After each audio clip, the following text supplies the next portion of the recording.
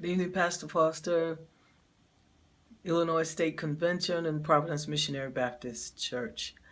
It is my honor and pleasure to come to you and just speak to you about the Hlane Church, about the projects here in Swaziland as well as West Africa. I'm so sorry I'm not able to be there with you.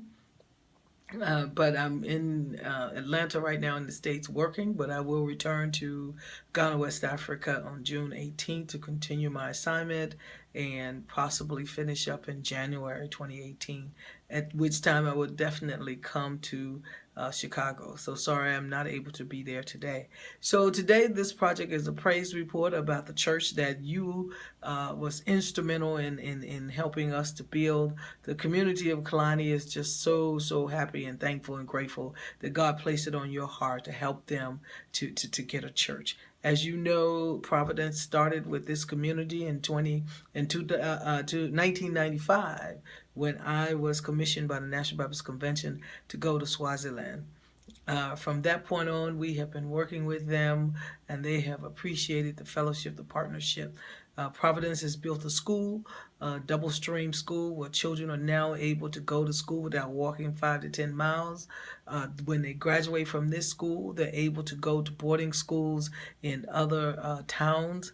The passing rate is 98%, which is unheard of with that very small rural area. So we just give God the glory and honor for that. Unfortunate thing is when the pastor's wife, the head mistress, Magashonwe, retired, the Minister of Education didn't think that anyone else in the community or the National Baptist Church was able to run the church. Her daughter, who has been teaching school for almost 10 years, wanted to be that person, but they gave it to a man from another district. So it made worshiping in the school church a bit difficult. So we found it best to build a church for them. And now that that beautiful building is up, they are worshiping every day and every night. As you know, the church was opened officially in New Year's Eve, where all of the other National Baptist churches came together, and there are about 12 of them now, came together from all across the country, yes. And the way they celebrate in Africa, especially Southern Africa, is that they have all night services, praising, worship, dancing, preaching all night long, and sometimes 2 and 3 days. I don't know where they get the energy from, but they do. And when you're in the midst, it just brings joy to your heart, and it's contagious, and you find yourself staying up 2 and 3 days and nights worshiping as well.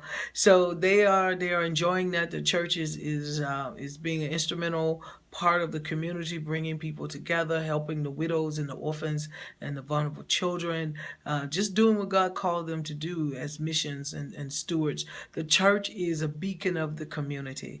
Of course, the members are proud of their brand new building, but they see it much more than just a building. It is a place of worship. It is a place where people come to get fellowship, to get relief, to get blessings, to just thank God, and also it's a source of encouragement and a source of thanksgiving to say that somebody way across the ocean that does not even know them gave their hard-earned money for them to have a church building.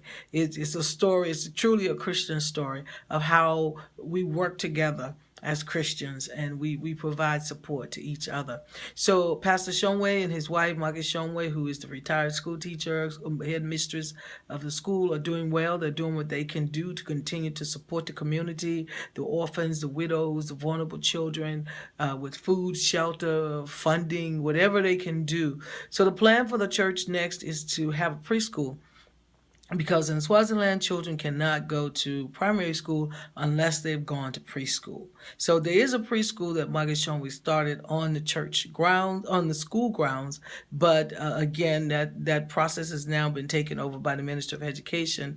So they want to open a preschool. The process has changed in Kleiner. You can no longer just in Swaziland, you can no longer just put up a structure and say, here's a preschool, come. Now there's a formal process through the ministry, which we helped institute because there were preschools all over the place that were very dangerous for children. Now they have standards, they have structures, there are guidelines. So Magashomwe is definitely planning to follow the proper guidelines of opening a preschool in the country, and hopefully by January we'll be able to see many, many beautiful children that are starting their school education. And of course, the best thing about this school is the Christian education will be part of the curriculum. It will be the foundation of the curriculum. So we'll hear more children going to school and learning about Christ. So I myself am doing well. I'm in Ghana, West Africa, and I thank God for the privilege of being there, doing work there. Some of the projects I'm working on, I work for the Center for Disease Control, but through that avenue, I can do other mission work. And right now, I'm working with the female sex workers who are driving the HIV and AIDS infection. So we're trying to give them alternative means of making money and taking care of themselves rather than being on the streets. They actually are very receptive, so I will come to you with more information. By the time I see you, I pray that I'll have a praise report for that as well. So you please have a wonderful evening. Again, thank you so much from the bottom of my heart, and I bring you greetings and love and gratitude from Hlane, Swaziland, of the people who are just overjoyed with the love and support that you've shown them. This is my first YouTube video, so I'm hoping to be able to include pictures into this video, but if not, stay tuned for the next one. Have a blessed evening. Thank God for your support and love. I love you very much. Amen. Deborah.